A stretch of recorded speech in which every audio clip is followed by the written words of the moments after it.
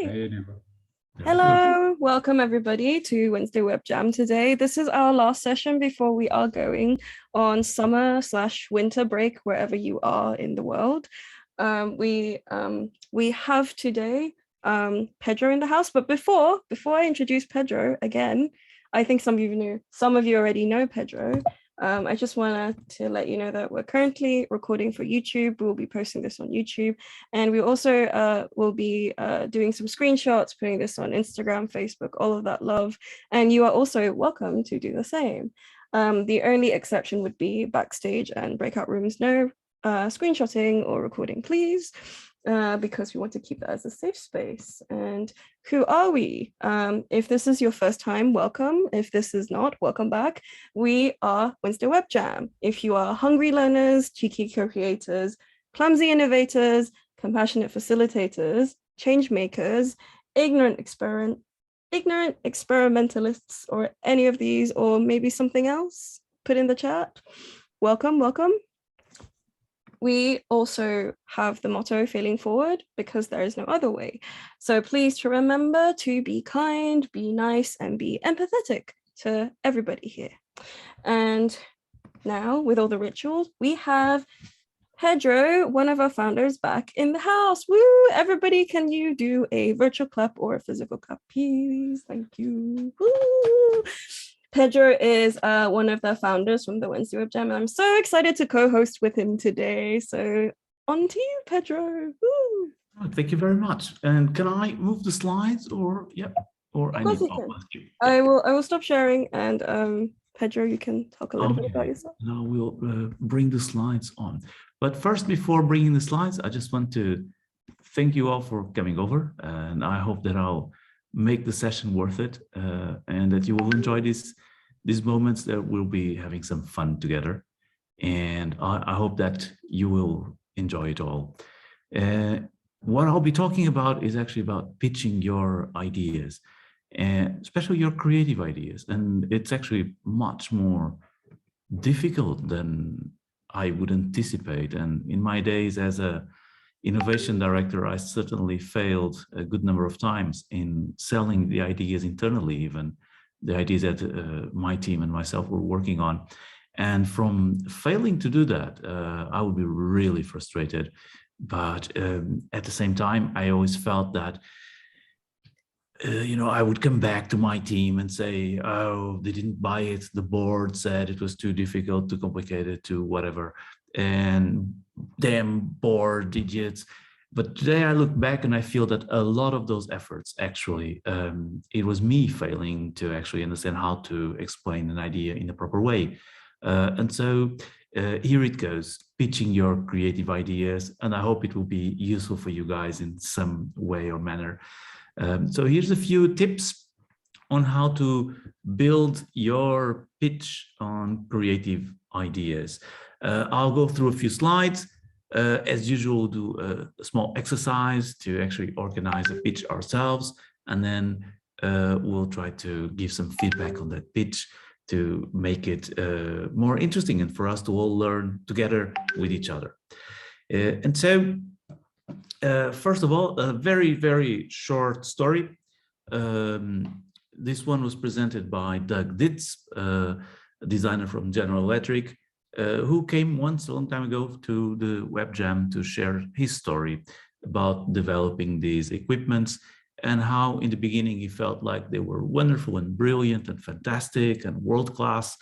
And at some point when he visited a pediatric hospital, he realized that for children, this is actually quite a scary machine, and it made the life of doctors, nurses, and kids quite difficult, as kids would be quite scared and of going into one of these machines, especially these ones which are so tight and a bit claustrophobic. So a lot of kids would actually cry and run out of the machine, scared by the whole equipment. And so the beautiful, wonderful equipment turned out to be actually quite problematic if the client is a child who's sick and alone inside an imaging room. And so they came up with this fabulous concept, and they kind of created an amusement park from on these imaging rooms at hospitals. And so the concept became quite evolved, and they developed stories and music and even scent to go with it. And so the whole story became so attractive that they made a killing in the market, sort of saying, and they sold a lot of these machines and got a step away ahead of the competition with it. And of course, now how to explain it all and how to sell this kind of idea. And it's not an easy one to sell in the beginning, and not everyone was on Doug's side when he was trying to launch this project.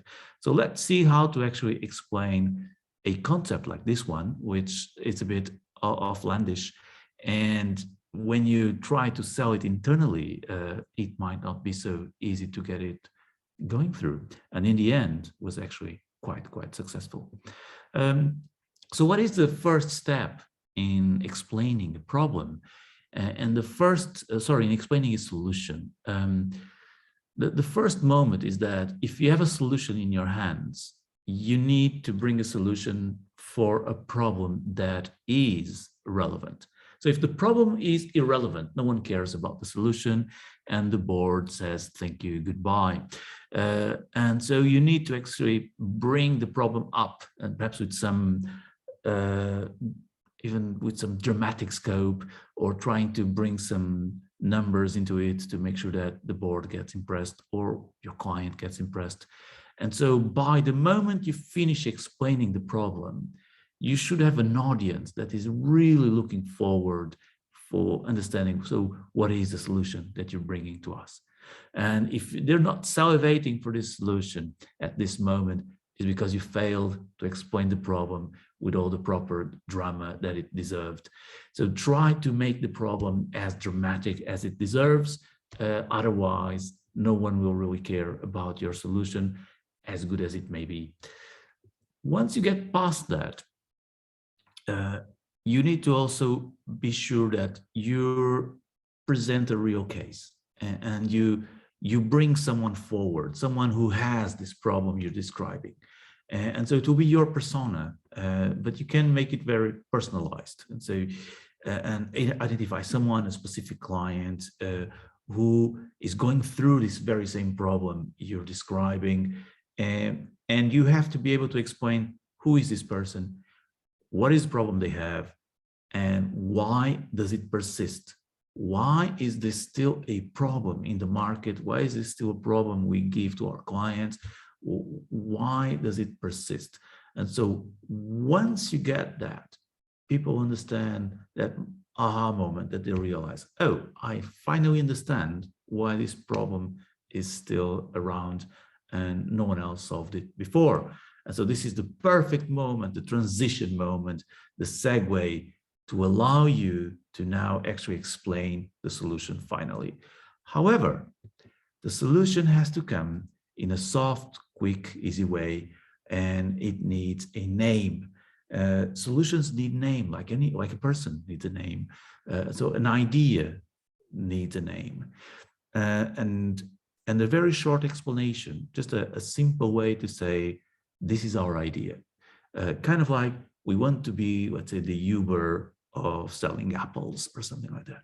So something very clear about what are we trying to be. Here's a really funny example from a long time ago. So when you have someone pitching for a movie to a studio, and they're trying to sell the movie and say and explain it, most studios will not read every single script that they get through, and so they will just try to get a gist of what the movie is about.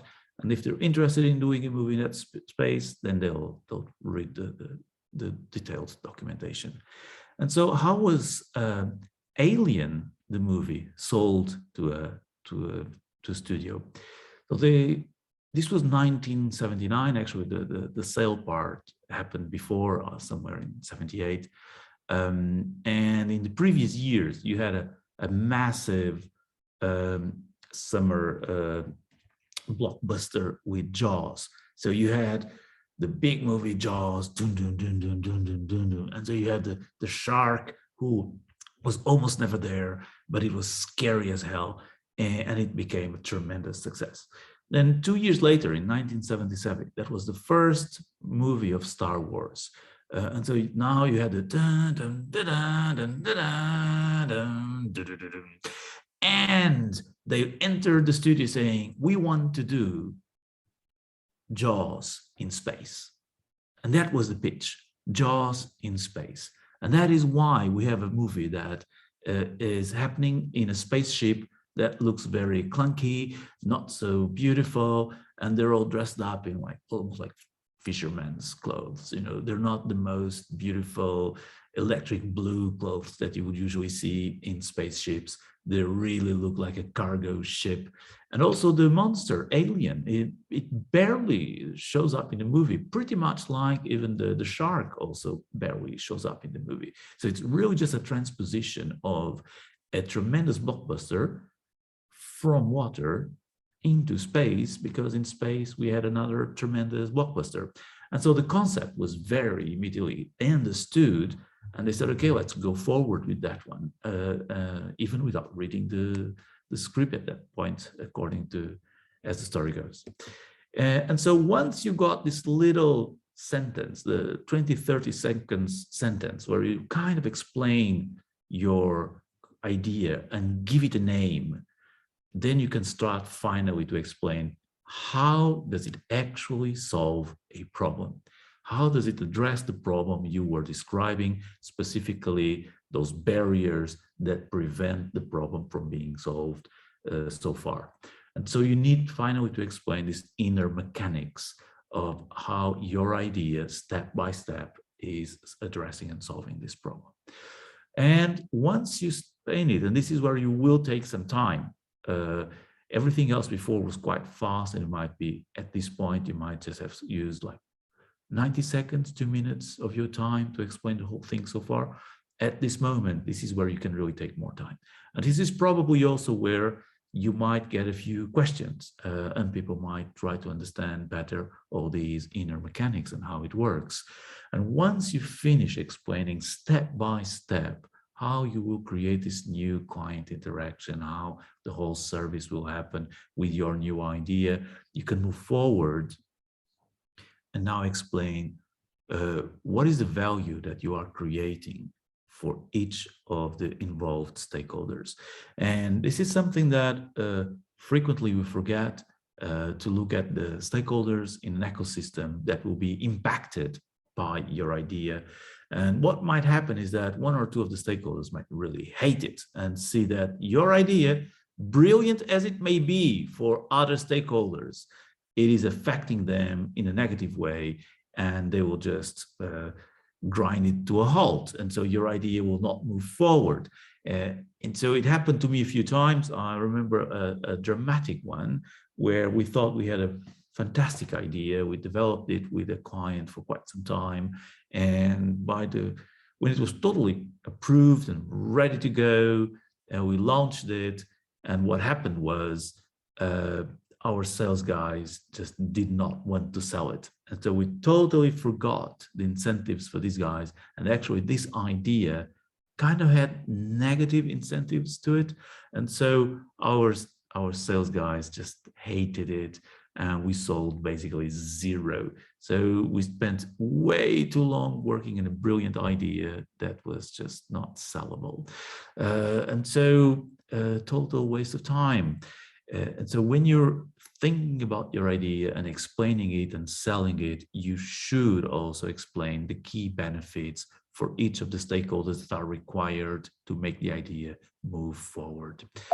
And finally, it's about next steps. So at this moment, the board or your client should be really happy about the idea. They like it, they love it, they understand how it works, they understand why the problem is relevant, they have a name for it, they can reference it in future by its name. And so at this moment, it's kind of like saying, so what do you want from us to make this happen? And so that's when you have to be ready to say, what do you want from them? And be careful, because if you ask perhaps for too much, you might get nothing. If you ask for too little, they might think that you're just not the right person to make it happen. And so think about perhaps having perhaps a bold step, but which will be low risk, quick to implement, and that will bring enough information to fund the idea into its full scope, hopefully. So those will be, let's say, the kind of next steps that you would love to bring. And with this introduction, I'll stop sharing for now, except just one last slide, perhaps, which is once you finish pitching, your audience should be able to retell your pitch.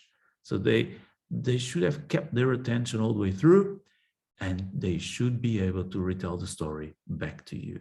That's your objective. It means they were listening actively, they understood it, they liked it, and so they memorized it because you built a nice story with a nice flow that impressed them. So this is the kind of like the final test. Did you do a good job or not? And that's it for slides. And so I would love if you guys could now get ready for a short exercise that we have with you guys, and hopefully you will enjoy it. Let me remove myself from spotlight, because I really don't like to be in the spotlight. I like to see your faces. And so I hope we can do an exercise now where we'll give you a few options of problems for you to prepare a pitch, and you have some instructions to follow, the same instructions you saw here, but just in a, let's say, in post-it note format to make it more digestible. And so we'll share the link for you guys to do it. We'll split you into about 3 teams, I believe. And so we can follow you guys into the work you'll be doing. And so you have 3 options. One is one problem we're giving you, kind of like you might want to try to prepare a pitch to sell that problem and that idea. Another problem plus idea, or something that you might be working on of your own that you might want to say, hey, let me give it a try. I will just put it forward. You'll describe the problem, describe the solution, and make your pitch. It's following these instructions that we'll be giving you. And then we'll be actually giving you the stage to try to rehearse that pitch here in this nice, safe, cozy space that we have here. And we can provide you some feedback on the pitch for your improvement and for all of us to learn together, actually. And so that's the intention. Sometimes I do know that people get scared at this moment when they go like, oh my goodness, do I actually have to do something now instead of just listening? Yeah, it's actually the fun part of it. So don't go away. This is the best part of it. And you got through the worst, which was listening to me. And so I will now ask Mimp to actually open our breakout rooms, and I'll just hand it over to her for a few moments. Yeah, sure. So I'm going to open the breakout rooms now. I can see everybody, well, many people in the mural. If you are having problems with that, please let us know, or your breakout room buddy could help you. Okay, so clicking into hyperspace. Have fun, everyone. And we'll be joining you guys to be sure that you have our support. I've also put it for 20 minutes, I believe. Yes. Okay. Yes. I see most people going. I put everybody in 4s, so that shouldn't be a problem if one person drops off. Yeah. Okay, so Biliana went, and Maylene BP is the one left behind. Maylene, you're okay? Let's see if she has sound. Maylene, if we pronounce your name right. Yeah, no idea.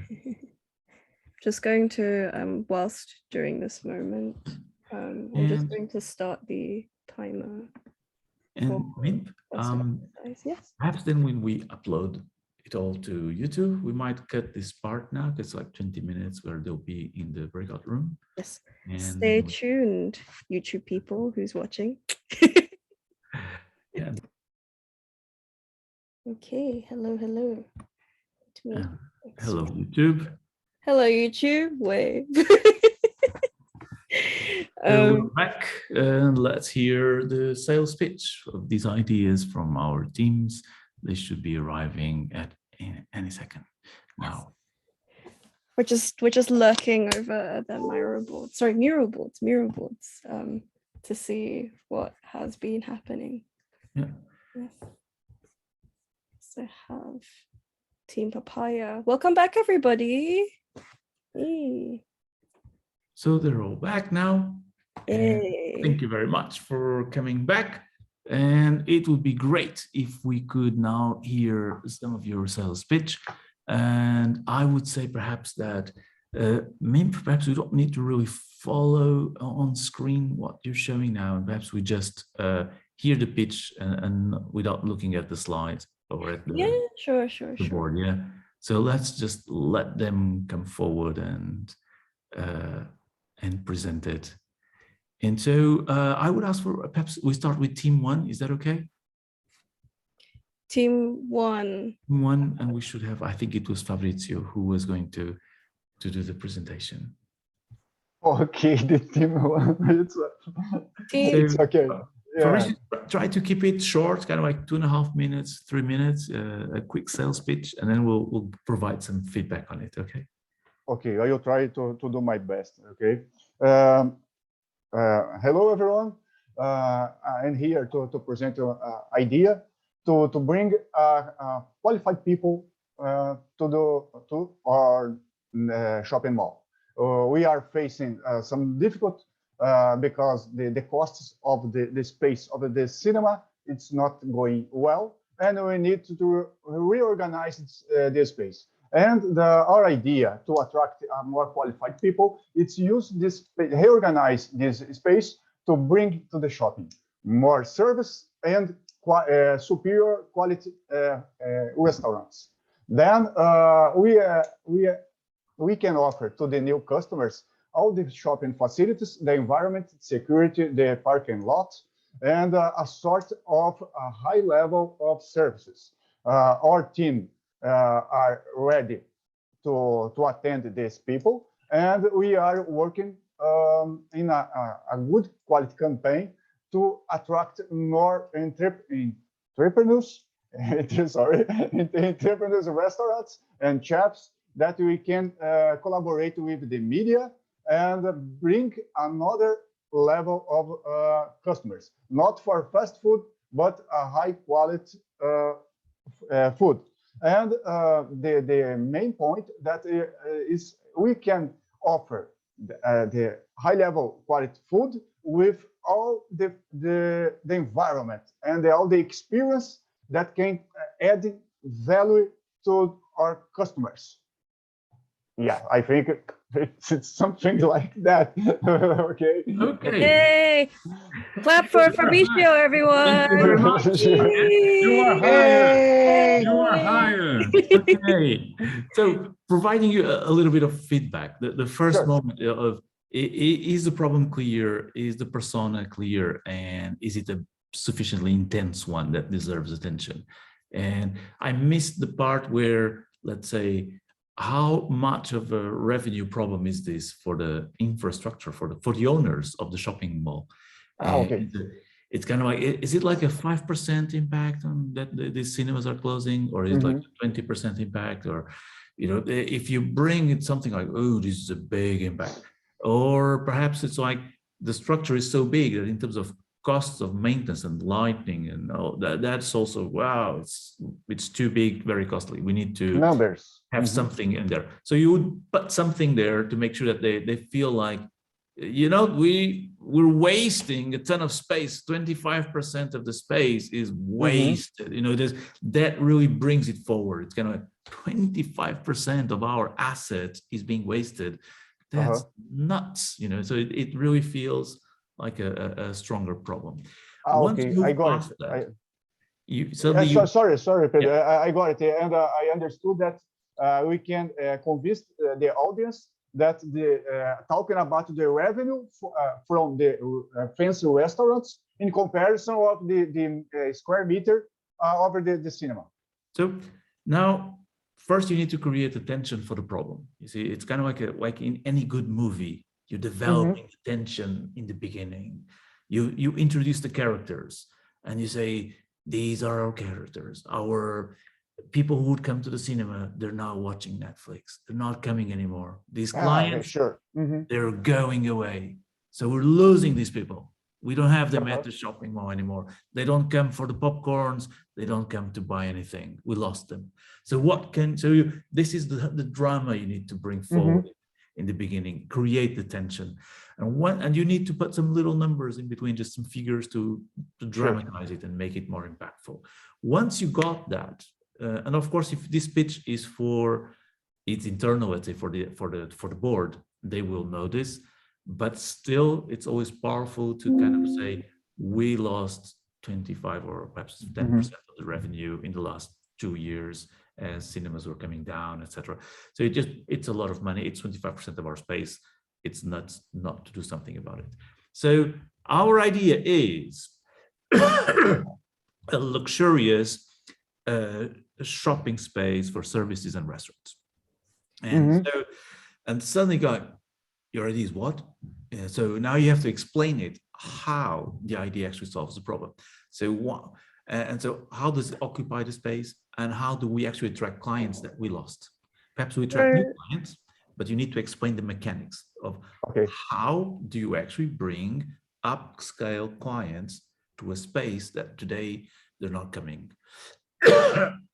And so it's doing a good match with the rest of the shops you have. So is it like, are the restaurants matching the shops also? Are you bringing the right people?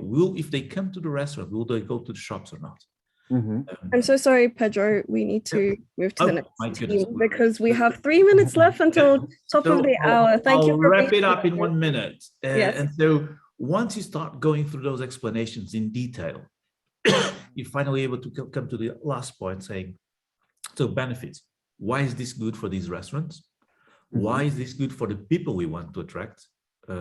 Why is this good for the shops? So you need to put all these different stakeholders and try to explain why is it so good for all of these people. And if you can't put them all together working, the whole thing collapses. So your idea ends up not really surviving and it doesn't really convince so well. Then finally, the next steps. And we'll say, so our next steps is we'll be talking to ABC, we'll be doing this, we'll try with one restaurant, the pilot one, in our current restaurant area, whatever. But you will come up with some little smaller pilot perhaps, or you will come up with a few saying, we will be inviting a bunch of different kinds of restaurants and see if they're attracted to actually come over. So whatever is the next plan, I don't know what would be the next plan for this situation specifically, but then it's kind of like, I'll come back to the board in 1 month with all this information, fresh information for us to make another step in this decision. And so I briefly hear from I have to hand it over to Mimp. Yeah. And I hope you guys can stay for the our backstage moment, where I hope we can still have at least one more pitch and providing a bit of feedback also for you just to rehearse a bit and say, oh, okay, then the idea looks a bit better once we go through the feedback. Okay. Just for the sake of recording, I'd like to hear from Courtney's team. We have 1 minute. Okay. Yes. So Mimp, go and close it down now, and we move into the backstage. And are you sure it's just for the sake of recording? I'd like to hear from other teams too, if that's okay. 1 more minute. One quick pitch. One quick pitch for the recording. Yes, please. Oh, yes. Goodness. Courtney's team, please go ahead. So, team number 2, would you like to go forward now? I'll do it. Yes, yeah, please. So here's the current situation. Laura, a typical office worker, a senior in her company, she doesn't work remote. She's a single mom. She has too much to do and too little time. At the end of the day, she's exhausted. She's got nothing left in the tank to care for her little child, and the cost of transportation and her complex commute adds to her burnout. This problem impacts 20% of the workforce. Single people juggling professional and personal responsibilities reduces productivity in the workplace. Let's see. So our idea is a rotational program to allow each member a 4-day work week which was start bi-weekly and then move to a weekly situation. And we're calling the idea For Better Aligned Together. Let me explain how this addresses the problem. First, some key performance indicators would be measured so that we would not decrease the quality of work. And these would be set up by employees. The employees would be responsible to set the schedules and ensure proper coverage. There would be some corporate messaging to clients and customers to explain the benefit. There would be a periodic review where we would measure and report to ensure that we are on track as we expected. And in the end, we would have a bit of a restructured team that would be stronger because of cross-training and shared responsibilities. So the key benefits to Laura and her teammates would be more personal time for each of them. For the company, we expect that they would now have a whole group of motivated and loyal workers, which would help in retention, recruitment, and overall improved morale. And for customers and clients, we believe that happy people build better relationships. So in order to move ahead, the next steps we see is for Laura and the rest of the employee leadership to meet and decide on rules of scheduling and define some policies. And after that, we would plan a proof of concept test. And finally, we would roll out across the company. Thank you so much, and we look forward to your support. For better. Yay. Hey, Thank you, Courtney. Courtney. Yay. Thank you so much. And Pedro, I will let you give the feedback at the backstage. Right, we'll do the feedback after in our Well, backstage moment. It's a lot more intimate anyway. So so thank you everybody for being here, and thank you Pedro for being here to host with me. And I'd like to announce that we are going fishing from next week. And we will be back. We will be back in September. So we won't have a jam next week. We will be back in September, the first week of September. So please stay tuned. Please subscribe to our emails, and please keep a lookout for the register links on the website. And I don't really have anything else but to say we can go to backstage. So I will say goodbye to YouTube. Goodbye to YouTube. Goodbye. Goodbye. Goodbye. Goodbye. Goodbye.